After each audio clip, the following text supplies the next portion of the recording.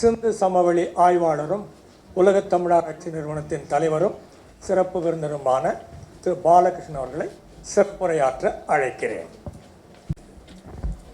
அனைவருக்கும் அன்பான மாலை வணக்கம். உண்மையில் இந்த நிகழ்ச்சி இவ்வளோ சிறப்பாக இந்த மாதிரி ஒரு வித்தியாசமான முறையில் இருக்குங்கிறது எனக்கும் தெரியாது. என்னுடைய முகநூல் நண்பர் அழைத்தார், அப்புறம் தேதியெல்லாம் பார்த்து நேரம்லாம் எது சரியாக முதல்ல 4 மணிக்கு நடக்கிறதா இருந்தது. எனக்கு இன்றைக்கி ஒரு கல்யாணம், உறவினருடைய திருமணம், வீட்டு திருமணம், ஒரு 1.5 மணி நேரம் பயணம் பண்ணோம். அதனால் நேரத்தில் மாற்றி இருந்தாலும் ஒரு புத்தக வெளியீட்டுலாக்கு போகிறவங்க தான் தெரியுமே தவிர இத்தனை எழுத்தாளர்கள் அந்த ஜானர் புக்கு ஏற்கனவே வந்துருச்சு. நான் ஒரு கிளான்ஸ் பார்த்துட்டேன். இதில் ஒரு சிறப்பாக நான் நினைக்கிறது ஒரு வெவ்வேறு தலைப்பில் ஒவ்வொருத்தவங்க தனித்தனி இவர் சோமவெளிப்பன் சொல்லிக்க மாதிரி பல்வேறு புத்தகங்களாக வர வேண்டிய பல ஆழ்மைகளை ஒருங்கிணைச்சு ஒரு புத்தகம் வந்திருக்கு.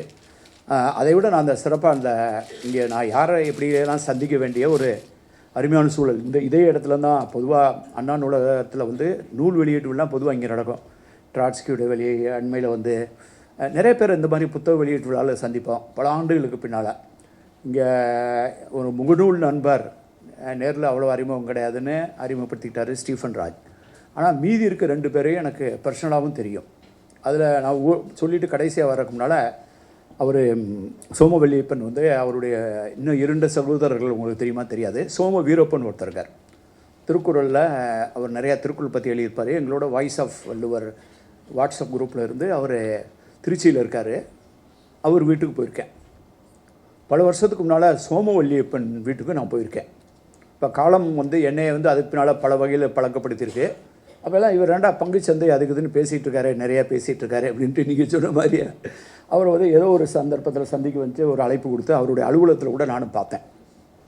ஒரு முறை நான் அவரை சந்திச்சிருக்கேன், நேரில் போய் அவருடைய இடத்துக்கு போய் சந்திச்சிருக்கேன். இவங்க 2 பேருக்கு இன்னொரு சகோதரர் இருக்கார், உங்களுக்கு தெரிஞ்சிருக்கும். ஆனால் இவங்களோட சகோதரனால் உங்களுக்கு தெரியாது. இயக்குனர் வசந்த் நிறைய பேரை அறிமுகப்படுத்தியிருக்கவர். இவங்க 3 பேரும் சகோதரர்கள். இந்த 3 பேர் வீட்டுக்கு நான் போயிருக்கேன். 3 பேர்கிட்டையும் பார்த்துருக்கேங்கிறது எனக்கே வியப்பாக இருந்தது. இப்போ நான் சந்தேகத்துக்கு தான் கேட்டேன், வசந்த் உங்கள் தம்பி தானே அப்படின்ட்டு கேட்டேன். அப்போ அவர் வீட்டுக்கு தனியாக போயிருக்கேன், வேறு ஒரு விஷயமா, அது சினிமா விஷயமா. அப்புறம் இவரை பார்த்துருக்கேன், பொருளாதாரம் இந்த மாதிரியான உரையாடலில். சோம வீரப்பன் திருக்குறள். இப்போ இந்த 3 சகோதரர்கள் பெரிய உண்மையில் அபூர்வ சகோதரர்கள் தான். 3 பேரும் 3 ஜானரு. ஆனால் எல்லாத்துக்கும் ஒரு பொறுப்பு, ஒரு பொது என்னன்னு கேட்டிங்கன்னா எல்லோரும் எழுத்து படைப்பு சம்மந்தப்பட்டவங்க இருக்காங்க. அப்புறம் பாரதி கிருஷ்ணகுமார் நாங்கள் ரொம்ப நாள் ஒரு பல ஆண்டுகளுக்கு பின்னால் நாங்கள் ஒரு மேடையில் சந்தித்து ஒரு நிகழ்ச்சியில் கலந்துக்கிறோம். ஆனால் நாங்கள் 2 பேரும் அவ்வளவு நெருக்கமானவர்கள். அதாவது என்னுடைய பள்ளி காலத்திலேருந்து அவருடைய கல்லூரி காலத்திலேருந்து நாங்கள் நண்பர்கள்னு சொல்கிறத விட அவெல்லாம் கொஞ்சம் டிஸ்டன்ஸ் வச்சு அண்ணன்னு பழகிறவங்க நாங்களாம். அப்போல்லாம் அவர் ஒரு குரூப்பு அமெரிக்கன் காலேஜில், நாங்கள்லாம் ஸ்கூல், அவர் காலேஜ். அப்புறம் திருப்பி எல்லாம் சேர்ந்து பயணிக்க ஆரம்பிச்சிருக்கோம் பல இடங்களில், நிறைய மேடைகள் கூட பல சேர்ந்து சென்ற கூட்டங்களை எல்லாம் அவர் நினைவுபடுத்திருக்காரு. அவர் வீட்டுக்கு போயிருக்கேன், மதுரையில் அவர் வீட்டுக்கும் போயிருக்கேன். அவர் அம்மாவை பற்றி எழுதின தெரியும். என்னுடைய முதல் புத்தகமே அன்புள்ள அம்மாங்கிற கவிதை தொகுப்பேன் என்னை பொறுத்தவரையில். அங்கே அவர் போயிருக்கேன், அவரோட நிறையா பயணம் பண்ணியிருக்கேன். 2 பேர் சேர்ந்து கட்சியில் இருந்திருக்கோம், அரசியல் பேசியிருக்கோம், மேடைகளில் பேசியிருக்கோம், பட்டிமன்றங்களில் பேசியிருக்கோம், குன்றக்குடியடிகளாரோட நிறைய கம்பராமாயணத்தை பற்றி பேசியிருக்கோம். இப்போல்லாம் நான் கம்பராமாயணத்தை பேசுகிறத விட்டு வேறு ஏரியாவுக்கு போயிருக்கேன்.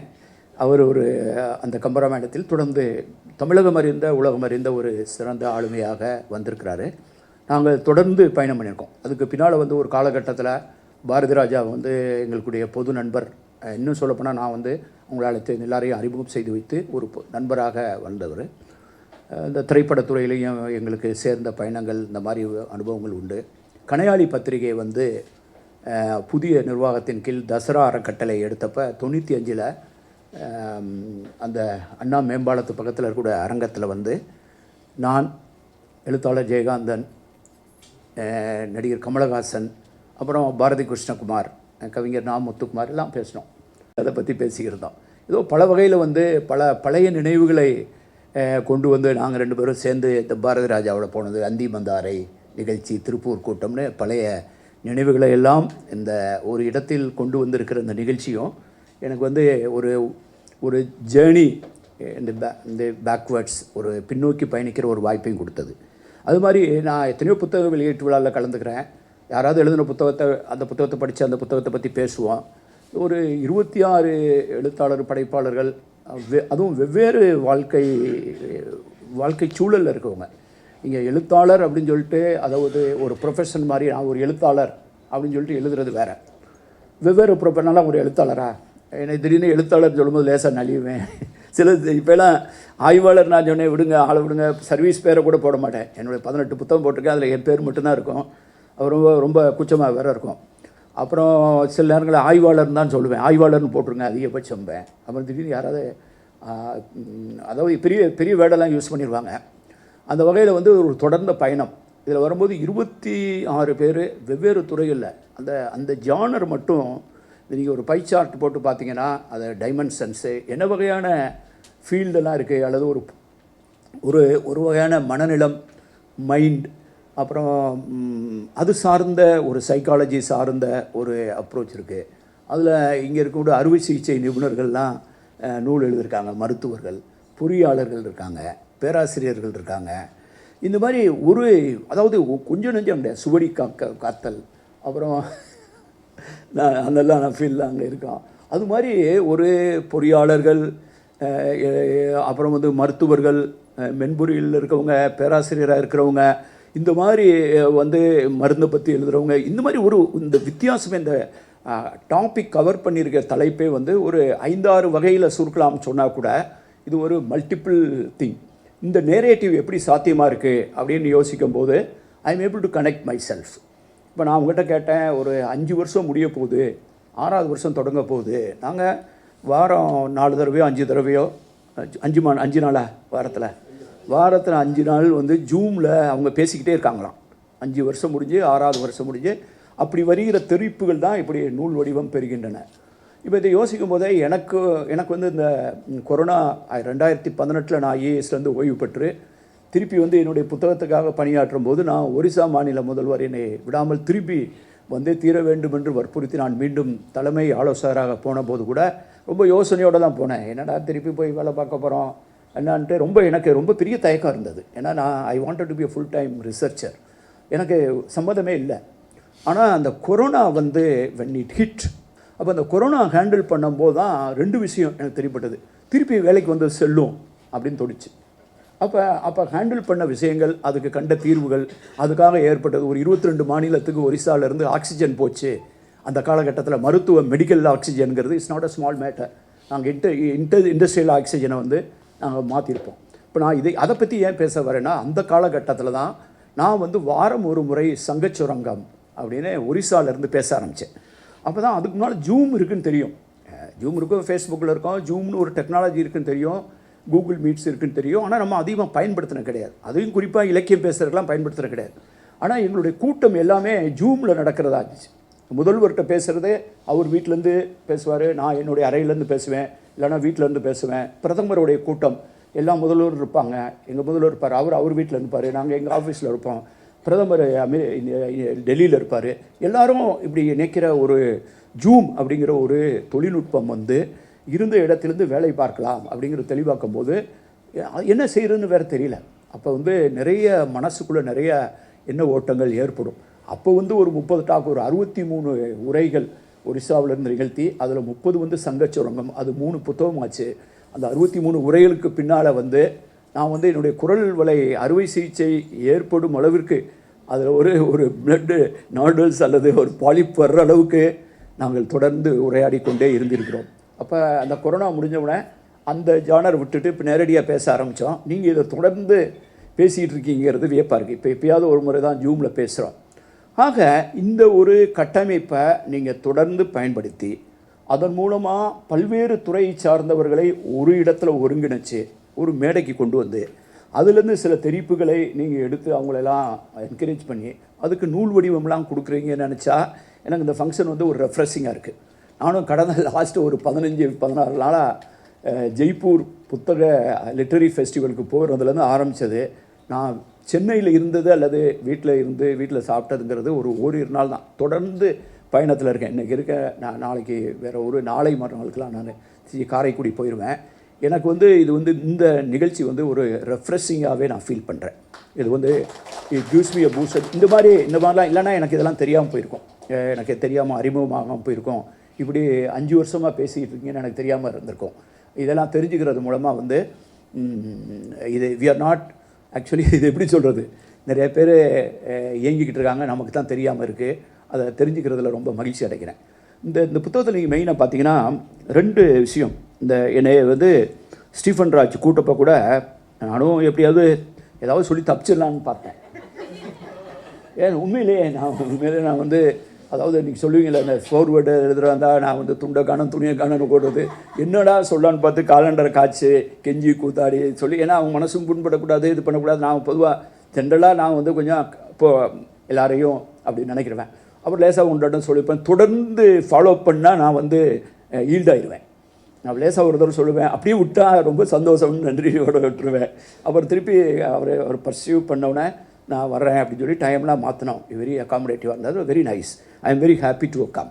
இப்போ மைண்ட் யுவர் மைண்ட் இன்டர்நேஷ்னல் அப்படின்னு ஒரு இதில் வச்சு இந்த என்ன பண்ண போகிறாங்க அப்படின்னு நினச்சிருந்தேன். இந்த மைண்ட் யுவர் மைண்டுங்கிறது போதே நம்ம பொதுவாக நாம் வந்து இந்த மைண்ட் அப்படிங்கிறத நமது உரையாடலில் பேசும்போது அதை ஒரு தொடராக ஒரு ஃப்ரேஸாக நம்ம வந்து ஒரு வாக்கியப்படுத்தி பேசும்போது நார்மலாக நம்ம சொல்ல மைண்ட் யுவர் வேர்ட்ஸ் இருப்போம். அளந்து பேசுன்னு சொல்கிறதுக்கு நம்ம பொதுவாக மைண்ட் யுவர் வேர்ட்ஸ் அப்படிமோ. அல்லது இன்னொருத்தன் வேலையில் வந்து தலையை விட்டுக்கிட்டு பேசியிருந்தால் மைண்ட் யுவர் பிஸ்னஸ் அப்படிமோ, மைண்ட் யுவர் ஓன் பிஸ்னஸ் அப்படிமோ. இப்போ mind your business, mind your word அப்படின்னா அப்புறம் மைண்ட் யுவர் மைண்டு பார்க்கும்போது யோசிச்சுருந்தேன், என்னடா மைண்ட் யுவர் வேர்ட்ஸ் வாங்க, மைண்ட் யுவர் பிஸ்னஸ்ங்க, மைண்ட் யுவர் மைண்டு. இந்த மனசு வந்து ரொம்ப ரொம்ப முக்கியமானது. அதை இந்த நூலில் படிக்கும்போது சில கட்டுரைகள் வந்து அந்த மனசு சம்பந்தப்பட்ட விஷயங்களை அது அது அவர் எழுதின கட்டுரைகள் மட்டும் கிடையாது. நம்ம ஏன் வந்து எல்லாருக்கும் 2 முகம் இருக்குது, நம்ம இதை எப்படி ஹேண்டில் பண்ணுறோம். இன்னொரு கட்டுரை படித்தேன், அதாவது மனநோய் பற்றி, ஒரு சீசஃபர்னியா பற்றி, அந்த குடும்பங்கள் எப்படி அதை கையாளுகிறது, அந்த நோயாளி அதை எப்படி கையாளுகிறதுங்கிறது ஒரு கட்டுரை நான் படித்தேன். உங்களுடைய கட்டுரை ரொம்ப ஃபுல் லென்த்தில் நான் படித்தேன். இது மனம் சம்பந்தப்பட்ட விஷயங்களே வந்து இந்த புத்தகத்தில் வந்து டீல் பண்ணியிருக்காங்க வெவ்வேறு விதத்தில். மனநோய், அது சார்ந்த விஷயம், ஆளுமை, அப்புறம் அது திருக்குறளில் இந்த மாதிரி விஷயங்கள் இருக்கா, நமது இலக்கியங்களில் எப்படி இருக்குது, இப்படின்னு பல விஷயங்களை வந்து இந்த மைண்ட் அப்படிங்கிறத ஹேண்டில் பண்ணுது. எனக்கெல்லாம் இந்த ஒரு தரோ என்கேஜ்மெண்ட் வித் லைஃப்ங்கிறது வந்து மைண்டோடைய என்கேஜ்மெண்ட்டை தான் நான் ரொம்ப மிக முக்கியமாக நினைக்கிறேன். எல்லோரும் நல்லது கெட்டது, நல்லவன் கெட்டவன் அப்படிங்கிற வேல்யூ ஜட்ஜ்மெண்ட்டுக்கெலாம் அப்பாற்பட்டு பொதுவாக வந்து be closer to the mind அப்படிங்கிறதான் நான் என்னுடைய வாழ்க்கையில் நான் கற்றுக்கிட்டது, வாழ்கிறதுக்கு முயற்சி பண்ணதும் அதுதான். இப்போ நீங்கள் என்னை அறிமுகப்படுத்திக்கும் போது சொன்னாங்க, நான் வந்து வேறு எதுவுமே படிக்க கிடையாது. நான் பிஏ தமிழ், எம்ஏ தமிழ். நான் வந்து இளங்கலை தமிழ், முதுகலை தமிழ். இதை தவிர I decided not to study anything else. நான் என்னுடைய வாழ்க்கை என்னை இங்கேருந்து ஒரிசாவுக்கு போகிறேன். அங்கே பழங்குடி மக்கள் அந்த மொழி கற்றுக்கிறேன், பேசுகிறேன், கலெக்டர் அது எல்லோரும் இருக்கிறது தான், சப் கலெக்டர், கலெக்டர் இப்படிலாம் இருப்பாங்க. ஆனால் நான் வந்து சில ஃபீல்டில் வந்து ஐ மேட் இன் இன்டர்நேஷ்னல், அதாவது டிசாஸ்டர் மேனேஜ்மெண்ட்டு, இந்த புயல்களை ஹேண்டில் பண்ணுறது, வெள்ளங்களை ஹேண்டில் பண்ணுறது. 10,000 பேர் செத்த இடத்துல இப்போ 10-12 பேர் தான் இருக்கிறாங்க. ஐநா சபை எங்களுக்கு அங்கீகாரம் கொடுக்குது. அதை வந்து ஐநா சபையினுடைய நேஷ்னல் டிசாஸ்டர் மேனேஜ்மெண்ட் அத்தாரிட்டி நிறுவும் போதே அதனுடைய ஒன் ஆஃப் தி கன்சல்டண்ட்டாக அதுக்குள்ளே இருந்து அதுக்கெல்லாம் கருத்துகள் பண்ணது மாதிரி ஒரு டிசாஸ்டர் மேனேஜ்மெண்ட்டுன்னு ஒரு ஜேர்னர். அப்புறம் எலெக்ஷன் மேனேஜ்மெண்ட் அப்படிங்கும்போது தலைமை தேர்தல் அதிகாரி, அப்புறம் இந்தியாவினுடைய துணை தேர்தல் ஆணையர் அப்படின்னு ஒரு 30 சட்டமன்ற தேர்தலையும் 42 நாடாளுமன்ற தேர்தலையும் பிளான் பண்ணி திட்டமிட்டு இந்தியா ஃபுல்லாக ஃபோர்ஸஸ் அனுப்பிச்சு இந்தியாவில் இருக்கக்கூடிய ஒரு 15 மாவட்டங்கள் தவிர மீதி எல்லா மாவட்டங்களையும் கால் வச்சுருக்கேன். அப்புறம் நிதித்துறை அப்படின்னு இன்னொரு ஜானர் இருக்கும். நிதித்துறை அப்படின்னு 3 பட்ஜெட் எழுதியிருக்கேன் ஃபைனான்ஸ் செக்ரட்டரியாக. அப்புறம் மொத்தம் இன்னொரு 6 பட்ஜெட் என் மூலமாக போயிருக்கு சீஃப் மினிஸ்டர் ஆஃபீஸில். ஒரு 8-9 பட்ஜெட்டில் நான் தலையிட்டிருக்கேன். ஒரு 72,000 கோடி பப்ளிக் நெகோஷியேஷனில் நாங்கள் நெகோஷியேட் பண்ணி 3 வருஷம் சாதனையாக சாதித்து 72,000 கோடி ஒரிசாவுக்கு நாங்கள் தேடினோம். இதெல்லாம் ஒரு ஹார்வர்ட் கேஸ் ஸ்டடியாக கேட்பாங்க. என்னை ஐஏஎம்மில் போய் time management, material management, human resource management நிறையா டாக்லாம் கொடுப்பேன். ஆனால் அப்படி சொல்லும்போது நான் எங்கேயாவது லண்டன் ஸ்கூல் ஆஃப் எக்கனாமிக்ஸில் போய் நான் படிச்சுட்டு வந்து அதன் மூலமாக வந்து பாலகிருஷ்ணன் நல்லா வேலை பார்க்குறதுக்கு லண்டனில் போய் படித்ததான் காரணம் அல்லது பெர்க்லி யூனிவர்சிட்டியில் படித்தது அல்லது இந்த யூனிவர்சிட்டியில் படித்தான்னு நான் எல்லா அழைப்பையும் போகாமல் விட்டுருவேன், வேணுக்குமே போக மாட்டேன். சிக்காகோ, பெர்க்லி எல்லாம். ஏன்னா எனக்கு எம்ஏ தமிழ் அப்படிங்கிற தவிர வேறு அடையாளம் இருக்கக்கூடாது. இது எல்லாமே நான் அதை மட்டும்தான் படித்து செஞ்சேன். அதுக்காக நான் என்னை ரினியூ பண்ணிகிட்டே இருப்பேன். இப்போ என்னை ரினியூ பண்ணும்போது நான் தொடக்கத்திலேருந்து நான் எதுக்கு இந்த மேட்டருக்கே நான் வந்தேன்னா, மைண்டு, அதாவது மைண்ட் யுவர் மைண்ட் இருக்குல்ல. நான் என் வாழ்க்கையில் ரொம்ப சாதாரணமான நிலையில் தான் நாங்கள்லாம் மதுரையில் இருந்திருக்கோம். மிக சாதாரண பின்னணியிலிருந்து நான் ஏதாவது ஒன்று காது கொடுத்து நான் கேட்டிருக்கேன். அந்த வயசில் சாதாரண பின்னணியிலிருந்து இவரெல்லாம் அவருடைய அம்மா அவர் சொல்லும்போது அந்த வாட்ஸை காமிச்சாங்க, அறிமுகப்படுத்தினவங்க. அவங்க இருந்த அந்த சின்ன வீட்டுக்கு நானும் போயிருக்கேன். அதை அவர் எழுதும்போது பின்னால் தான் தெரியும் அது வசிக்கிற இடம் இல்லை, வாசிக்கிற இடம்ன்ட்டு. ஒரு பழமொழி இருக்கும், அதாவது நூலகம் வாசிப்பறை இல்லாத வீடு இன்னும் கட்டி முடிக்கப்படாத வீடு அப்படின்னு சொல்லுவாங்க. It's a house which remains incomplete அப்படின்னு சொல்லுவாங்க. அப்போ அவங்கெல்லாம் வாசிக்கிறவங்க. நான் எங்கள் அம்மாவுக்கு கவிதை எழுதி அன்புள்ள அம்மான்னு கவிதை போடும்போது அவங்களுக்கு வாசிக்க தெரியாது, எழுத படிக்க தெரியாது. அப்போ நான் எழுத படிக்க தெரியாத என்னுடைய அம்மாவுக்கு நான் அன்புள்ள அம்மான்னு எழுதுனேன். அப்போ நான் சூழல்லாம் வேறு. அந்த சூழலில் வரும்போது நான் அமெரிக்கன் காலேஜில் படிச்சுட்டு ஃபிசிக்ஸ் அட்மிஷன் ஒரு பையில் இருக்குது, பயாலஜி அட்மிஷன் ஒரு பையில் இருக்குது. நான் போய் பிஏ தமிழ் லிட்ரேச்சர் சேர்ந்துட்டு வர்றேன், யார்கிட்டையும் கேட்காம. நான் யார்கிட்டையாவது சம்படி ஐ லிசன்ட் அப்படின்னு சொன்னால் எங்கேயோ ஒரு இடத்துல ஐ லிசன் டு மை மைண்டு. நான் அதாவது ப்ராபப்ளி நான் இப்போ பேசலாம், இப்போ கொஞ்சம் ஓரளவுக்கு வளர்ந்து எல்லாருக்கும் தெரிகிற முடியாயி நீங்கள் அங்கெல்லாம் உலகம்லாம் சுற்றி 48 நாடு பார்த்ததுக்கு பின்னால் திருப்பி ரிட்டையர்ட் ஆகி திருப்பி வேலை பார்த்து தமிழ்நாட்டுக்கு திருப்பி உலகத்தமிழ் ஆராய்ச்சி நிறுவன தலைவர்லாம் ஆனதுக்கு பின்னால் you are looking back you can always say நான் அப்படி நினச்சேன் இப்படி நினச்சேன். ஆனால் நான் அப்போ என்ன நினச்சேன் அப்படிங்கிறது முக்கியமில்ல. நீங்கள் வெறுங்காலாக இருக்கும்போது என்னமா நினச்சிங்க. அப்போ நம் மைண்டுங்கிறது எங்கேயோ ஒரு இடத்துல நீ எதை பிடிச்சுக்கணும் அப்படின்ட்டு நான் என்னுடைய புத்தகத்தில் எழுதியிருக்கேன், சிறகுக்குள் வானத்தில். பிடித்ததை விடாதீர்கள், பிடிக்காததை தொடாதீர்கள். பிடித்ததை விடாதீர்கள், பிடிக்காததை தொடாதீர்கள் எழுதிப்பேன். அப்புறம் ஈர்ப்பு விசை மீறி எழத்தெரிந்த வானர்க்கே வானம் வசப்படும். ஈர்ப்பு விசை மீறி எழத்தெரிந்த சிறகுக்கே வானம் வசப்படும். உங்கள் சுயத்தை நிறிக்க உங்கள் வெற்றியை அளவிட தராசு வெளியே இல்லை. உங்கள் வெற்றியின் அளவுகோல் வெளியே இல்லை. உங்கள் சுயத்தை நிறுக்க கையில் வைத்துக் கொள்ளுங்கள் ஒரு சொந்த தராசு அப்படின்னு எழுப்பேன். I have written about owning my own தராசை, என்னுடைய தராசை நான் கையில் வச்சுட்டு எனக்கு பிடிச்சதை படித்து எனக்கு பிடிச்சது மாதிரி வாழ்ந்து, அப்புறம் இங்கேருந்து போகும்போது கூட, இங்கே ரயில் ஏறி போகும்போது கூட திடீர்னு இவர் என்டி ராமராவ் கவர்மெண்ட்டில் பெரிய பிரச்சனையாகி இன்னொருத்தர் பெரிய கலாட்டாவாயிடுச்சு ஆந்திராவில். அவர் ட்ரீட்மெண்ட்டுக்கு போயிருந்தப்ப எல்லாம் ட்ரெயின்லாம் அடிக்கிறாங்க. திடீர்னு எங்கள் அண்ணன் நான் ஃப்ளைட்டுலாம் போவேன்னு நினச்சதே கிடையாது. திடீர்னு ஒரு முடிவெடுத்து ட்ரெயின் கீழில் கல்லடிச்சிருவாங்க நிறுத்துன்னு சொல்லிட்டு என்னை ஃப்ளைட்டில் ஏற்றி விட போகும்போது நான் சென்னை விமான நிலையத்தில் எதிர்பாராத அதை கையில் இருந்த காசெல்லாம் போட்டு விமான டிக்கெட்டு போகும்போது அங்கே போனால் தான் சொல்கிறாங்க ஏர்போர்ட்டில் இவ்வளோ வெயிட்டு தான் எடுத்துகிட்டு போக முடியும், இவ்வளோ வெயிட்டு தான் எடுத்துகிட்டு போய். எங்கள் அம்மா முறுக்கு, சீடை, ஊறுகாய், இந்த பொடி, இட்லி பொடி, சாப்பாடு பொடி, இதெல்லாமே அதுவே ஒரு 7-8 கிலோ இருக்கும், 10 கிலோ இருக்கும். அப்புறம் துணிமணி அதெல்லாம் போட்டால் அவங்க இத்தனை கிலோவுக்கு மேலே எடுத்துகிட்டு போகக்கூடாது. சட்ட துணிமணி எல்லாம், பேட்மிண்டன், அதுக்கு நான் பேட்மிண்டன் விளையாண்டதில்லை. எல்லாம் போட்டு தான் பேட்மிண்டன் பேட்டர் எங்கள் அண்ணன் ஒன்று வாங்கி அதில் திணிச்சு விட்டார். எல்லாத்தையும் தூக்கி போட்டு எல்லாத்தையும் ஒரு எக்ஸ்ட்ரா செருப்புலேருந்து துணிமணியில் போட்டப்ப இல்லைன்னா வெயிட்லன்னா பயங்கர பணம் கட்டணுங்கிறாங்க. அப்போ என்னால் தூக்கி போட முடியாத ரெண்டு புக்கு, சங்க இலக்கியம் தொகுதி 1, 2. இது நான் ஒரு பேச்சு போட்டியில் எனக்கு பரிசு கொடுத்தாங்க. இந்த வடக்கு ஆடி வீதியில் திருவள்ளுவர் மன்றம் ஏதோ ஒரு புத்தகத்தில் அவர் பேச்சு போட்டியில் ஃபஸ்ட் ப்ரைஸ் வாங்கி அவர் காலேஜில் படிக்கும்போது, ஸ்கூலில் படிக்கும்போது அவர் ஃபஸ்ட் ப்ரைஸ் வாங்கிட்டு இருப்பார். நாங்கள் பின்னால் போகும்போது எங்களுடைய போட்டி வேறு, நாங்கள் ஃபஸ்ட் ப்ரைஸாக வாங்கிட்டு இருப்போம். அப்போ அந்த புத்தகத்தை நான் எதுக்கு எடுத்து வச்சேனே எனக்கு தெரியல. நீங்கள் அடுக்கி வைக்கும்போது அவங்க மாவு அதுக்கு இதெல்லாம் வைக்கிறாங்க, பொடியெல்லாம் வைக்கிறாங்க. எங்கள் அண்ணன் பேட்மிண்டன் மட்டையை வைக்கிறாரு, எல்லாத்தையும் துணிமணி வைக்கிறோம். நான் இந்த 2 புத்தகம் நல்ல கனமாக இருக்கும், இந்த 2 புத்தகத்தை எடுத்து வைக்கிறேன். வச்சு இந்த 2 புத்தகத்தை எடுத்து நான் வெளியில் வச்சா இந்த சட்ட துணிமணி கொஞ்சம் பவுடர் கூட காப்பாற்றிடலாம்.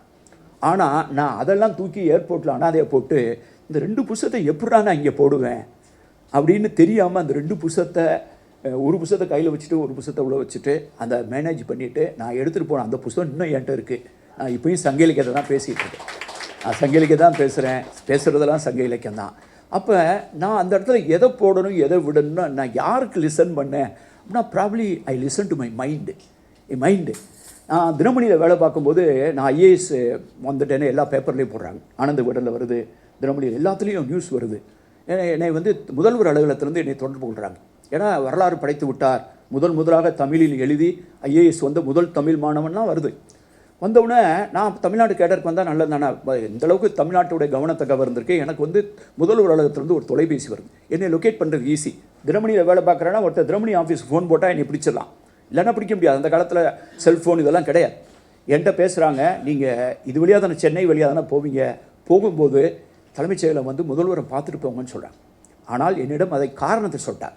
காரணம் சொல்லாட்டினா என்னை மாதிரி ஆள் என்னை பார்த்து ஐஏஎஸ் இவரெல்லாம் நினச்சே பார்த்துக்க மாட்டேன். நாங்களாம் ஐஏஎஸ் அனைவன் கட்டாயம் நீ கேட்டு மனசாட்சியை கேட்டு சொல்லுங்கள். என்னையும் அவர் நான் என்ன வேணாலும் அவே நினச்சிருப்பாரே தவிர நான் தலைமைச் செயலாளர் லெவலுக்கு போய் டெப்டி எலெக்ஷன் கழிச்சிட்டார் இந்தியாவுன்னு நினச்ச மாட்டேன். ஏன்னா நான் ஸ்கூலுக்கு போகும்போதே ஏன்னா அமைச்சர் வந்துட்டாரான்னு கேட்பாங்க, ஸ்கூலில் எம்எல்ஏ வந்துட்டாரான்னு கேட்பாங்க, பெரியார் மீட்டிங் கேட்க போவேன், காமராஜோட காரில் போயிருக்கேன். Can you imagine? எனக்கு கட்சியிலேருந்து தனி காரே கொடுத்தாரு நெடுமாறன். அன்றைக்கி கூட நெடுமாறன் வந்திருந்தார். நான் அந்த மாதிரி பயணம் பண்ணிகிட்டு இருக்கவனை வந்து என்னையே மதித்து என்கிட்ட அரக்கால் ட்ரௌசர் போட்டுக்கிட்டு இருந்தவளை நீ இதெல்லாம் விட்டுரு, இதெல்லாம் அரசியலாக வராத, நீ ஐஏஎஸ் எழுதி கலெக்டர் ஆயிருன்னு சொன்ன காமராஜர் சொன்னார். நான் ஒரிசாவுக்கு போயும் அவர் ஃபோட்டோவை சைடில் ஒரு ஃபோட்டோ இருக்கும், கருப்பு வெள்ளையில் ஒரு ராட்டை சுற்றுற மாதிரி. நிறைய பேர் உரியாக்காரங்களுக்கு வந்து அவர் காமராஜன் தெரியாதவங்க எங்கள் தாத்தா படம்னு நினச்சிருந்தாங்க. அப்போ தான் ஒரு ஆள் தான் திடீர்னு கண்டுபிடிச்சி திஸ் இஸ் காமராஜ் நாடார் அப்படின்னா கண்டுபிடிச்சிட்டாங்களே அப்படின்ட்டு படத்தை எடுத்து வீட்டில் வச்சு அது வரைக்கும் என் ஃபோட்டோ அவர் வண்டியில் இருக்கும். அப்படி நாங்கள் ட்ராவல் பண்ணி வரும்போது என்னை சொல்கிறாங்க பார்த்துட்டு போங்கங்கிறாங்க. அப்போ சொல்லும்போது அவங்க அலுவலகத்தில் சொன்னாங்க, நீங்கள் தான் தமிழ் படித்து முதல் ஐஏஎஸ் வந்திருக்கிறதுனால நீங்கள் வந்து பார்த்துட்டு போங்க, சும்மா ஒரு இங்கே ஒரு ஃப்ளவருக்கு ஒரு பொக்கே கொடுத்துங்க ஒரு மரியாதைக்கு, மீதியை நாங்கள் பார்த்துக்குறோம். இங்கேருந்து ஒரு கடிதம் பிரதமருக்கு கடிதம் எழுதுவாங்க, நீங்கள் வந்து தமிழ் படித்து வந்திருக்கிறதுனால தமிழ்நாட்டுக்கு வரதான் பொருத்தம், பார்த்துட்டு போயிருங்கன்னு சொன்னாங்க. எனக்கு இந்த காரணத்தை சொல்லாமல் இருந்தால் ஐஏஎஸ் வரவங்க எல்லாரும் மெட்ராஸுக்கு போய் அந்தந்த முதலமைச்சரை பார்த்துட்டு தான் போகணும் போல இருக்குன்னு நான் போயிடுவேன். எனக்கு அந்தளவு கூட பேக்ரவுண்டோ விவரமே தெரியாது. என்னை வந்து நீங்கள் கடிதம் போடுவாங்க, அதனால் நீங்கள் தமிழ்நாட்டுக்கு வந்துடுவீங்கன்னு சொன்னதுனால நான் பாண்டியன் எக்ஸ்பிரஸ் வரும்போது யோசிச்சிட்டே வர்றேன், எதுக்குடா நம்ம போய் பார்க்கணும், நம்ம தமிழ் படித்ததை I never consider me to be a second to anybody, I am second to none. நான் வந்து தமிழ் படித்து ஒரு நாள் கூட வேலை இல்லாமல் இருந்த கிடையாது. எங்கள் அப்பா ஒரு நாள் கூட வேலை இல்லாமல் இருக்கும். என்னுடைய ரிசல்ட் வரக்கு 30 நாளைக்கு முன்னாடி ஏஎன் சிவராமன் என்னை தினமணியில் வேலை பார்க்க கூப்பிட்டார். 30 நாளைக்கு முன்னாடி எனக்கு வேலை கிடச்சிருச்சு. நான் ஒரு பரீட்சையும் எழுதுனது கிடையாது. Group 4, group 3, group 2, group 1, railway, bank இவங்கெல்லாம் எழுதி வேலைக்கு போயிடுவாங்க. எனக்கு சுற்றி இருக்கவங்க எல்லாம் என்னை விட திறமையான ஆளுங்கள்லாம். நான் யார்கிட்ட சந்தேகம் கேட்டு நீங்கள் இல்லை, நான் யார்கிட்ட சந்தேகம் கேட்டு கெமிஸ்ட்ரி படிப்போனோ அவன் திடீர்னு காணாமல் போயிடுவான் யூனிவர்சிட்டியில். அவனும் யூனிவர்சிட்டி ஃபஸ்ட்டு, நான் யூனிவர்சிட்டி ஃபஸ்ட்டு பிஏல வாங்கியிருப்பேன், அவன் எம்எஸ்சி மைக்ரோ பயாலஜி. இங்கிட்ட ஆளை காணணும்னு கேட்டால் திடீர்னு ஒரு நாள் வந்து ட்ரெயினில் இதில் மதுரையில் பஸ் ஸ்டாண்டில் இருக்கேன், மலையில் வந்து எங்கள் ஊருக்கு போகிறக்காக ஒதுங்கிட்டு இருக்கேன். அவன் ஒருத்தர் மலையில் வரான், என்னடாங்கிறேன், மானாமதுரையில் டிடிஆர் இருக்கேங்கிறான் ரயில்வேல. அடா பாவி, நீ வந்து அமெரிக்காவில் போய் நீ சயின்டிஸ்ட் ஆக வேண்டியவனா? அவன் யூனிவர்சிட்டி ஃபஸ்ட்டு, எனக்கு கெமிஸ்ட்ரி பண்ணால் அவன்கிட்ட தான் நான் சந்தேகம் கேட்பேன். ஆனால் ஒரு பரீட்சை எழுதுனா கட்டாயம் கிடச்சிடும், அவனை மாதிரி ஆள் பரீட்சை எழுதுனா கிடைக்காம போயிடும். அவன் ரயில்வே இப்போ என்னமா இருக்கான்னு தெரியல. ஆனால் எனக்கு தெரிஞ்சு எல்லாரும் வேலைக்கு போயிடுவாங்க. ஏன்னா என்கிட்ட ஃபார்ம் கொடுத்து சொல்லுவாங்க, நான் வந்து ஃபார்ம் ஃபில்லப் பண்ணவே மாட்டேன். ஏன்டா ஃபார்ம் ஃபில்லப் பண்ண மாட்டேன் அப்படின்னு கேட்டால், ரயில்வேனா ரயில்வே ஸ்டேஷனில் போய் பார்ப்பேன் இந்த வேலை யார் பார்க்குறான்ட்டு, பேங்க்குனா பேங்க்குக்கு போய் பார்ப்பேன் யார் டெல்லர் அப்படின்னு பார்ப்பேன், ரயில்வேல யார் கமர்ஷியல் கிளர்க்னு பார்ப்பேன்.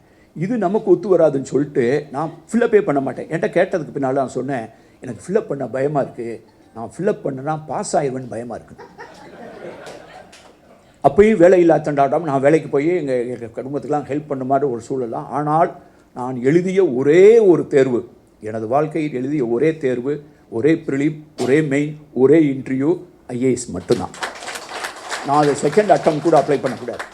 அப்போ இப்போ வந்து இங்கே நான் சந்திச்சிருந்தேன்னா, அந்த ஒரு சந்திப்பை நான் நிகழ்த்தியிருந்தேன்னா ஒரு கடிதம் போயிருக்கோம். அப்போல்லாம் ரொம்ப எளிது. இவங்க எத்தனையோ பேர் அப்படி மாறிலாம் வந்திருக்காங்க. ஒரு ஸ்டேட்லேருந்து இன்னொரு ஸ்டேட்டுக்கு போவாங்க. அந்த அவங்க வந்து தாராளமாக, அப்போ வந்து ஒரு பயங்கரமான வலுவான சட்டங்கள்லாம் வரல, இந்த கேடர் அலாட்மெண்ட். நான் பார்த்துருந்தேன்னா இங்கே வந்திருப்பேன். நான் இங்கே வந்திருந்தேன்னா இந்த ஜேர்னி ஆஃப் அ சிவிலைசேஷனும் இந்த பண்பாட்டின் பயணமும் இல்லை. நான் வேறு ஏதாவது எழுதியிருப்பேன், வேற கவிதை எழுதியிருப்பேன், பட்டிமன்றம் பேசியிருப்பேன், அது பண்ணியிருப்பேன், இது பண்ணியிருப்பேன், அல்லது இங்கே வேலை பார்த்துட்டு இருந்திருப்பேனே தவிர இது இல்லை. இந்த பயணம் சாத்தியமில்லை. அப்போ ஒரு முதல்வர் அலுவலகத்திலிருந்து ஒரு தொலைபேசி அந்த காலத்தில் வந்ததுக்கு பின்னால் பாண்டியன் எக்ஸ்பிரஸில் வரும்போது சென்னையில் இறங்கி பார்க்க வேணாம்னு சொன்னது எது? My mind. என்கிட்ட எதுவுமே கிடையாது, என் மைண்டை தவிர வேறு எதுவுமே எனக்கு சொந்தமாக கிடையாது. என் mind, I always feel I listen to my mind, I listen to that conversation. நான் பேசுகிற என்னுடைய உரையாடல் என் மனசோட மட்டும்தான் நான் நிறையா பேசியிருக்கேன். என்ன வேலை பார்க்கணும், எப்படி வேலை பார்க்கணும், எங்கே போய் நிற்கணும், யாரோட நிற்கணும், யாருக்காக குரல் கொடுக்கணும், யாருக்காக குரல் கொடுக்கக்கூடாது, எந்த மேடையை ஏறலாம், எந்த மேடையில் இருக்கக்கூடாது, எந்த மேடையில் இருக்கணுங்கிறது விட எந்த மேடையில் இருக்கக்கூடாதுங்கிறது தெரிஞ்சுக்கிறது ரொம்ப. இது எல்லாம் காலங்காலமாக ஓய்வுக்கு பின்னால் எப்படி இருக்கும், ஓய்வு பின்னால் தேர்தல், எல்லாத்துலேயும் என்னுடைய வேலை, என்னுடைய ப்ரையாரிட்டி. இன்றைக்கி நான் உலகத்தமிழ் ஆராய்ச்சி நிறுவன தலைவர்னா இது யோசிச்சு பாருங்கள். கலைஞர் இருந்த பொறுப்பு, அன்பழகன் வகித்த பொறுப்பு, நெடுஞ்செழியன் வகித்த பொறுப்பு அமைச்சர், என்னுடைய ஆசிரியர் தமிழ் குடிமகன் வகித்த பொறுப்பு. என்னுடைய ஆசிரியர் சட்டமன்ற தலைவராகவும் தமிழ் அமைச்சராகவும் ஒவ்வொருத்தரையும் என்னுடைய மாணவரும் பேர் சொல்வார். நான் திரும்பி வரேன், என்னை இருக்க சொல்கிறாங்க, வேணான்னு சொல்லி பார்த்துட்டு திருப்பி ஒத்துக்கிறேன். நான் இது ஓய்வு ஊதியமற்ற முறையில் தான் நான் வேலை பார்ப்பேன் அப்படின்னு சொல்லிட்டு நான் ப்ரோபோனோவா நான் இப்போ ஊதியமற்ற முறையில் தான் வேலை பார்ப்பேன்னு வேலை பார்த்துருக்கேன். நான் அரசு வண்டியும் திருப்பி அனுப்பிச்சிட்டேன். நான் அரசு வண்டியும் பயன்படுத்துறதில்ல. ஆனால் நான் முழு நேரமாக ரோஜா முத்தையா ஆராய்ச்சி நிலையத்திலையும் என்னுடைய உலகத்தமிழ் ஆராய்ச்சி நிலையம் பணியாற்றுகிறேன். இது ஒரு பெரிய விஷயம் கிடையாது. I am listening to my mind. இந்த வயசில் எனக்கு 68 வயசாகுது. இப்போ என்னுடைய லைஃப் ப்ரையாரிட்டிஸில் நான் என்னுடைய உரையாடல், இந்த சமூகத்துக்கான உரையாடல் ஒரு குறிப்பிட்ட ஸ்டேஜில் எனக்கு என்னவோ தெரியல, எனக்கு சின்ன வயசுலேருந்து I hate the habit of listening to my mind. என்னுடைய மனசுக்கு நான் தவறி இழைக்கும் போது என் கன்னத்தில் விழுகிற முதல் அறையும் என்னுடைய அறை தான். ஏனென்றால் எனக்கு தெரியாத நான் வேறு யாரையும் தெரியாது, யாருக்குமே தெரியாது. இந்த புத்தகத்தை நான் படித்து பார்த்து வர்றேன். என்னென்னமோ கட்டுரை என்னென்னமோ எழுதியிருக்காங்க. அதை நான் ஒரு கட்டுரை சொல்லி ஒரு கட்டுரை சொல்லாமல் போயிடுவோமோங்கிறதுனால தான் நான் பெயர் சொல்லி கட்டுரையெல்லாம் எல்லாமே நல்லாயிருக்கு. நீ பேசும்போது கூட எனக்கு ரொம்ப ஒரு உணர்வு, அதாவது எப்படி சொல்கிறது, இன்றைக்கெல்லாம் நம்ம உலகம் ஃபுல்லாக ஒரு வித்தியாசமான உலகத்தில் வாசிச்சுட்டு எப்ஸ்டீன் கோப்புகளை பற்றிலாம் பேசிகிட்டு இருக்கோம். குழந்தைகள் சுரண்டப்பட்ட விதத்தை பற்றி பேசுகிறோம், பெண் குழந்தைகள் சுரண்டப்பட்டதை பேசிகிட்டு இருக்கோம். அதை பற்றி கூட ஒரு கட்டுரை இருக்குது. அந்த குழந்தைகள், அந்த பாலியல் வன்முறை, அதனுடைய புள்ளி விவரம் இந்தியாவில் எப்படி இருக்குது, தமிழ்நாட்டில் எப்படி இருக்குது, உலகத்தில் எப்படின்னா இருக்குது, யுனைடெட் நேஷன்ஸ் என்ன சொல்லுது, இந்த ஸ்டாட்டிஸ்டிக்ஸ்லாம் நாங்கள் ஹேண்டில் பண்ணியிருக்கோம். எத்தனையோ முறை ஒரு ஐஏஎஸ் அதிகாரியாக, ஒரு கலெக்டராக, ஒரு சப் கலெக்டராக, ஒரு தலைமைச் செயலகத்துள்ள ஒரு முதல்வருடைய ஆலோசகராக பல நிலைகளில் இந்த பிரச்சனையை ஹேண்டில் பண்ணியிருக்கோம், குரல் கொடுத்துருக்கோம், இதுக்காக கவிதை எழுதியிருக்கோம். இன்றைக்கி காலையில் என்னுடைய முகநூலில் நான் பதிவு பண்ணி 5 மணி நேரம் ஆகுது. என்னுடைய முகநூலில் இந்த இதை படித்தவொன்னே இந்த கவிதையை நான் வாசிக்க வேண்டும் என்று நினைத்தேன். நாம் கற்பனை செய்வதை விட அழகாகத்தான் இருக்கிறது மலையும் கடலும் வயலும் வானும் பாலையுமான இந்த பூமி. மலையும் காடும் வயலும் கடலும் பாலையுமான இந்த பூமி. நாம் எதிர்பார்ப்பதை விட கேவலமாக இருக்கிறார்கள் மனிதர்கள். நாம் கற்பனை செய்வதை விட அழகாகத்தான் இருக்கிறது மலையும் காடும் வயலும் கடலும் பாலையுமான இந்த பூமி. நாம் எதிர்பார்ப்பதை விட கேவலமாக இருக்கிறார்கள் மனிதர்கள். கொண்டாடி கழிப்பதற்காக கூட்டம் சேர்ந்து வேட்டையாடாத விலங்குகள் கற்றுத்தருகிற ஞானத்தை எந்த குருகுலமும் நமக்கு கற்றுத்தரவில்லை. எங்கேயாவது ஒரு காட்டில் ஒரு 10 அனிமல் சேர்ந்து ஜாலியாக வேட்டையாடுவோம் அப்படின்னு சொல்லி பசிக்கும் போது அது வேட்டையாடும். It's a predator. It will go and kill. ஒரு டைகர் ஒரு மானை அடிச்சிடும். அதாவது புலிகள் வேட்டையாடியதனால் மான்கள் இனம் அழிந்ததே இல்லை எந்த காட்டிலையும். அதனால் மான்கள் காணாமல் போனதாக வரலாறு கிடையாது. மனுஷனால புலி காணாமல் போயிருக்கும், மான் காணாமல் போயிருக்கும். ஆனால் கொண்டாடி பசிக்கு அதுதான் சுழற்சி. It's a kind of this is a way the whole ecosystem is created. And again over population it's created. It's a interdependence interface. ஆனால் கொண்டாடி கழிக்கிறதுக்காக, ஜாலியாக இருக்கிறதுக்காக வேட்டையாடினாங்க மனுஷன் மட்டும்தான். கொண்டாடி கழிப்பதற்காக கூட்டம் சேர்ந்து வேட்டையாடாத விலங்குகள் கற்றுத்தருகிற ஞானத்தை எந்த குருகுலமும் நமக்கு கற்றுத்தரவில்லை. பிரபஞ்சத்தின் பிடிபடாத பிரம்மாண்டம் அண்ணாந்து பார்த்தால் அருகில்தான் இருக்கிறது. பிரபஞ்சத்தின் பிடிபடாத பிரம்மாண்டம் அண்ணாந்து பார்த்தால் அருகில்தான் இருக்கிறது.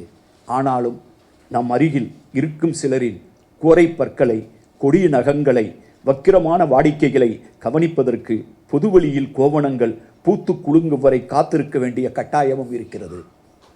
Somebody has to be exposed. Somebody has to be dragged to street. They have to be absolutely exposed and made to stand naked.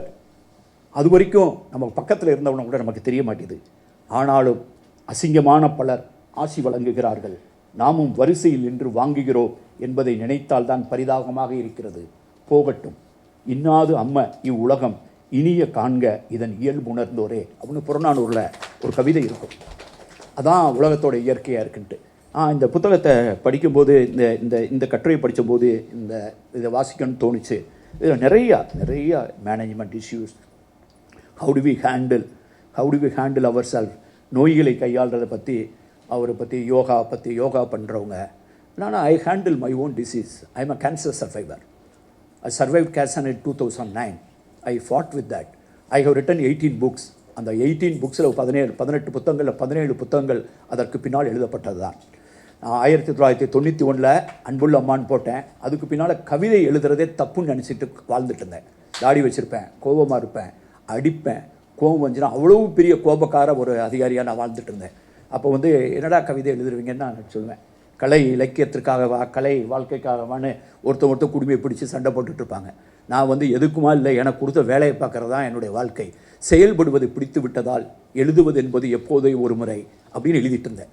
ஒரு பழைய கவிஞனின், ஒரு முன்னாள் கவிஞனின் பழைய பனையோலையிலிருந்து தமிழில் ஒரு கவிதை எழுதிட்டு அதை நானே ஆங்கிலத்தில் மொழிபெயர்த்தேன். From the palm lips of an ex போயட்னு.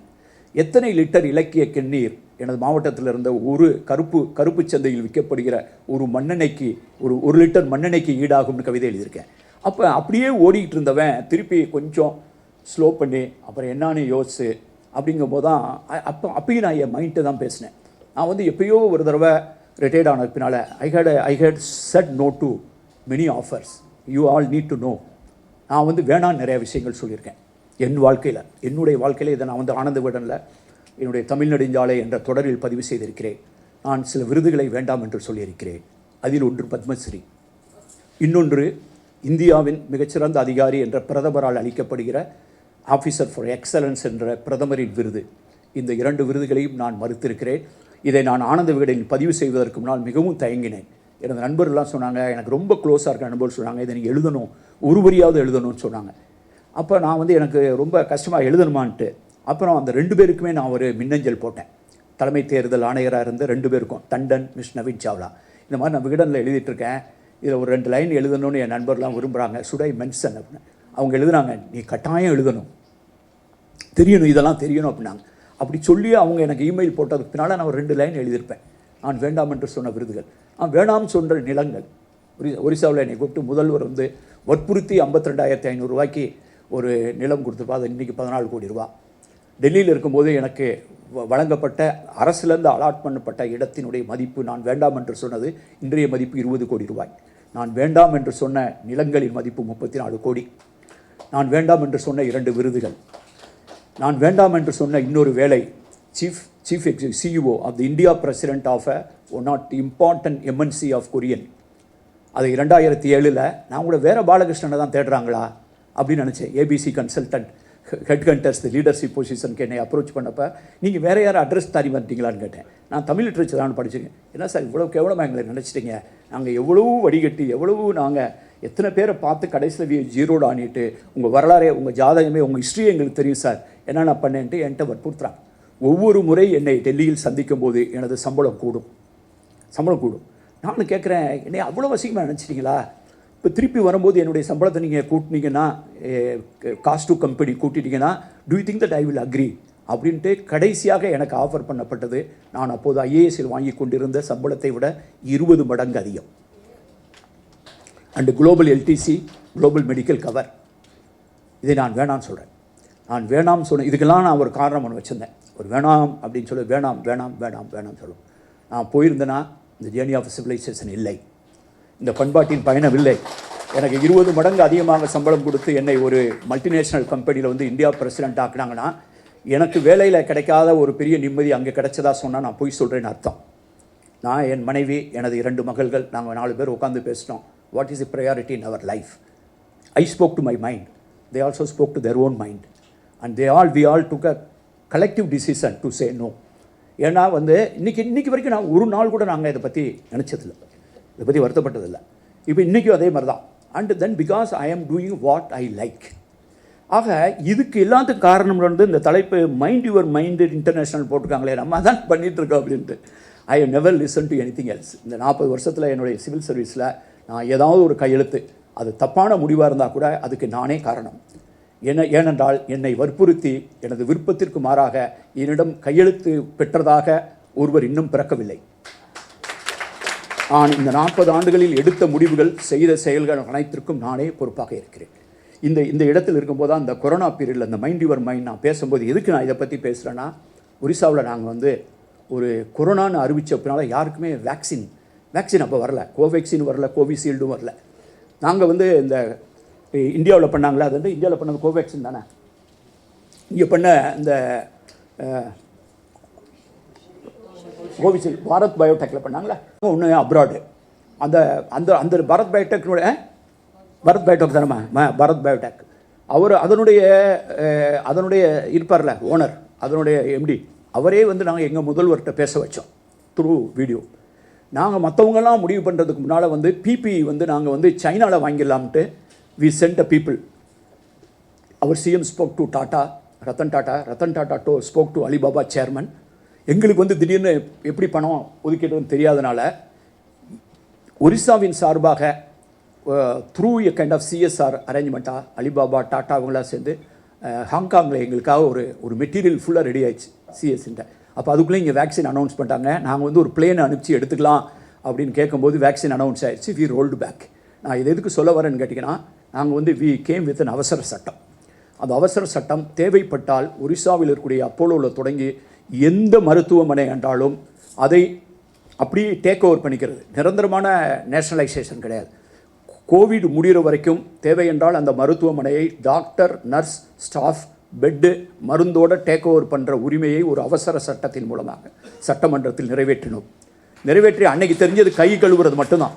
எல்லாரும் முதல்வர், எதிர்க்கட்சி தலைவர், நாங்கள் எல்லோரும் போய் கை கழுவணும். கை கழுவுறது தவிர வேறு எதுவுமே தெரியாது. இந்த மருத்துவமனையை எடுத்துக்கொள்ளணும்னா அப்போலேருந்து எல்லாருமே காண்டாக்ட் பண்ணாங்க. என்ன சார் மருத்துவமனை எடுக்க போகிறேன்? எடுக்கிறதா நாங்கள் எங்களை எக்யூப் பண்ணியிருக்கோம், எடுக்க மாட்டோம், வாங்க உட்காந்து பேசுவோம்னு சொல்லி 50% அந்த இருக்கக்கூடிய எல்லா கருவிகளையும் வந்து கோவிடுக்கு மட்டுமே நீங்கள் பயன்படுத்தணும். ஒரிசாவில் அவர் ஒரு மில்லியனராக இருந்தாலும் பில்லியனராக இருந்தாலும், கவர்னர் மனைவி கூட ட்ரீட்மெண்ட் எடுத்து இறந்து போயிட்டாங்க. அவர் கவர்னராக இருந்தாலும், அமைச்சராக இருந்தாலும், ஐஏஎஸ் அதிகாரியாக இருந்தாலும், அவர் பில்லியனராகவே இருந்தாலும், ஒரிசாவில் கோவிட் என்பதற்கு ஒரு நயா பைசா யாரும் செலவழித்து ட்ரீட்மெண்ட் எடுக்க முடியாது.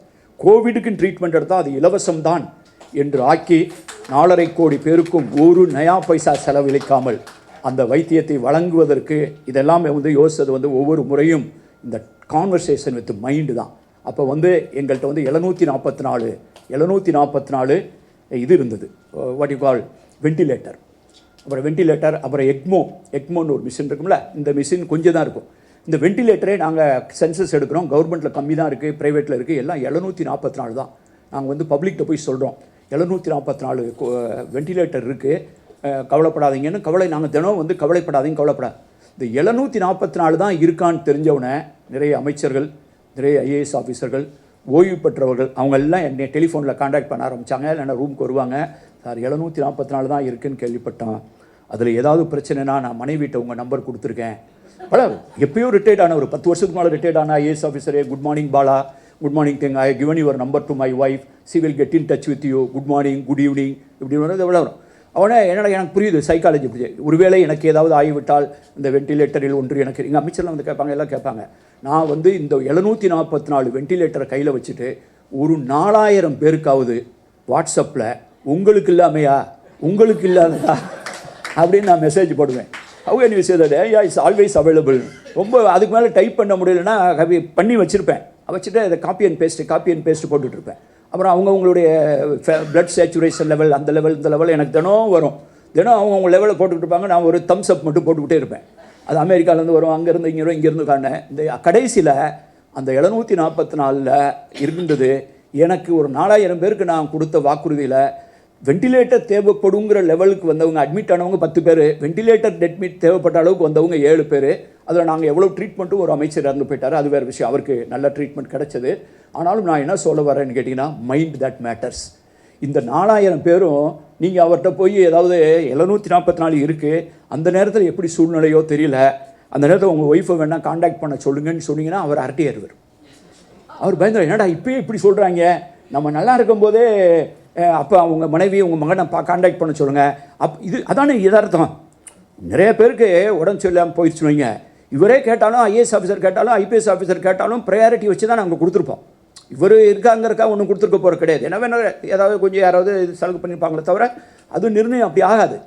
ஆனாலும் நீங்கள் அந்த இடத்துல நீங்கள் அவர்கிட்ட போய் எக்ஸ்பிளைன் பண்ணிக்கிட்டு அந்த நேரத்தில் பார்த்துக்கலாம்னு சொன்னால் அதுலேயே பயந்துருவாங்க. இப்போ பாலகிருஷ்ணன் சொல்லியிருக்கோம், ஒன்றுமே இல்லைன்னு சொல்லிட்டாரு. ஒரு வெண்டிலேட்டர் நமக்காக இருக்குன்னு சொன்னதுலேயே நிறைய பேர் ஒன்றுமே ஆகலை. இதுதான் மைண்டு. எல்லாமே இங்கே தான் இருக்குது. எப்படி வர்றது, எப்படி போகிறது, எந்த சைடு போகிறது, எந்த சைடு திரும்புறது, பயப்படுறதா பயப்படக்கூடாதா, ஊரடிச்சு உலையில் போட்டவன், ஆனானப்பட்டதான் தானானப்பட்டவன்லாம் எதுக்கு இது பண்ணுறாங்கன்னு கூட தெரியாது. சில பேர் எங்கேயோ சாதாரண இருப்பாங்க, எங்கேயோ வெளிநாட்டில் வாங்கி போட்டிருப்பாங்க, அதை ஒரு பினாமியில் வாங்கியிருப்பான், அது ஒரு வடநாட்டுக்காரர் ஒருத்தர் பேரில் வாங்கி போட்டிருப்பான். இவர் சாகிற வரைக்கும் வெயிட் பண்ணிகிட்டு இருப்பான். செத்ததுக்கு பின்னால் அவன் அப்படியே ஓடி போயிடுவான். இவனுக்கு யாருக்குமே தெரியாது. அதனால் எது தேவை அப்படிங்கிறது அல்டிமேட்லி மைண்டு. இந்த மைண்டு தான். It's not a psychology, it's not about the management, it's not about the wellbeing. நம்ம சொசைட்டியில் வயிற்று வலினா டாக்டர்கிட்ட போகிறோம். எந்த வியாதிக்கும் டாக்டர்கிட்ட போகிறதுக்கு நம்ம தயங்குறதே இல்லை. நானே எத்தனையோ பேருக்கு நான் இன்றைக்கி என் ஃபோனை எடுத்து பார்த்தீங்கன்னா ஒரு மாதத்தில் ஒரு 4 பேருக்காவது கேன்சர் வைத்தியம் பார்த்து விட்டுட்டே இருப்பேன். ஒரிசாவில் கேன்சர் வைத்தியம் ஃப்ரீ. இப்போ எப்படி இருக்குன்னு தெரில, நாங்கள் வந்துட்டோம் போன வருஷம், எல்லாருக்கும் ஃப்ரீ. கோவிட் டயத்தில் காரில் போக முடியாதுன்னப்போ 31,700 கீமோ சைக்கிள் அட் ஹோம் கொடுத்துருக்கோம். அட் ஹோம் 400 கோடி ரூபாயை சுப்ரத் பாட்சி கொடுத்தாரு. 400 கோடி ரூபாய் மதிப்புள்ள நிலத்தை நாங்கள் இலவசமாக கொடுத்தோம். ₹1. 800 கோடி ரூபாயில் அருமையான ஹாஸ்பிட்டல் வந்திருக்கு. அதுக்கு மாரி பேலியேட்டிவ் கேரில் நாங்கள் யோசிச்சு பார்க்கும்போது இது என்னடா பிரச்சனைன்னு கேட்டால், நீங்கள் கொடுக்குற கீமோதெரப்பி இம்யூனோதெரப்பிக்கு அப்பாற்பட்டு அந்த ஆள் மைண்டில் ஒரு மனசு இருக்கும். அவங்கள்ட்ட பேசுகிறதுக்கு ஒரு என்ஜிஓ இருப்பாங்க. அவங்க போய் பேசுவாங்க, இந்த பேலியேட்டிவ் கேரில் அவர் போயிடுவார்னு தெரியும். இனிமேல் அவர் மியூசிக்கெலாம் கேட்டு பேலியேட்டிவ் கேரு வழி இல்லாமல் போடுறதுக்கு செடேட்டிவை போட்டு மார்ஃபின் போட்டு அமைக்க வச்சுருந்தோன்னா அவர் சொல்லுவார், என் பொண்ணுக்கு மட்டும் கல்யாணம் ஆகிடுச்சுன்னா அதை மட்டும் பார்த்துட்டேன்னா நிம்மதியாக போயிருப்பார். இந்த குரூப் இந்த மாதிரி இருக்கவங்களுக்கு மாப்பிள்ளை லிஸ்ட்டு கையில் வச்சுதான் ஒரு சார். அது தனியாக அது ஒரு லிஸ்ட்டு. இந்த மாதிரி தேவைன்னா நான் 15 வச்சுருக்கேன். அதில் ஒரு ஆளை பிடிச்சி இவருடைய பேக்ரவுண்டு இது, அவர் பேலியேட்டிவ் கேரில் இருக்கார், நீ ரெடியாக இருக்கா, இவன்டையும் சொல்லி இவன் வேலைன்ட்டு இப்படி கல்யாணம் பண்ணி ஒருத்தர் இந்த பையன் மட்டும் வேலைக்கு போயிட்டானா நான் அதுக்கு பின்னால் நிம்மதியாக போயிடுவேன்னு சொல்லுவாங்க.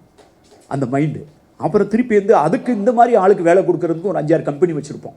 சொன்னால் எப்படி தக்க வச்சுக்கிறது, மனசை எப்படி கரெக்ட் பண்ணிக்கிறது, அது நம்ம வளராமல் போகிறோங்கிறது வேறு. எனக்கு என்னமோ நான் நிறைவாக நான் நினைக்கிறது என் சுயத்தை நிற்க நான் கையில் வைத்திருக்கிறேன் ஒரு சொந்த தராசு. அந்த தராசை மட்டும்தான் நான் கேட்பேன். யாருடைய ஒப்பீனியன் பற்றி ஐ லிசன் டு மை மைண்டு. அது ஆல்வேஸ் என்னை சரியாக தான் வழி நடத்தியிருக்குன்னு எனக்கு தெரியும். எங்கே வேணும்னு சொல்லணும், எங்கே வேணான்னு சொல்லணும், எதை மறுக்கணும், யாரோடு நிற்கணும், எங்கே நடக்கணும், எங்கே ஓடணும், எங்கே சும்மா இருக்கணும், எங்கே பேசணும், இது எல்லாமே ஒரு மனசு தான் நினைக்கிறேன். ரொம்ப நன்றி, வணக்கம்.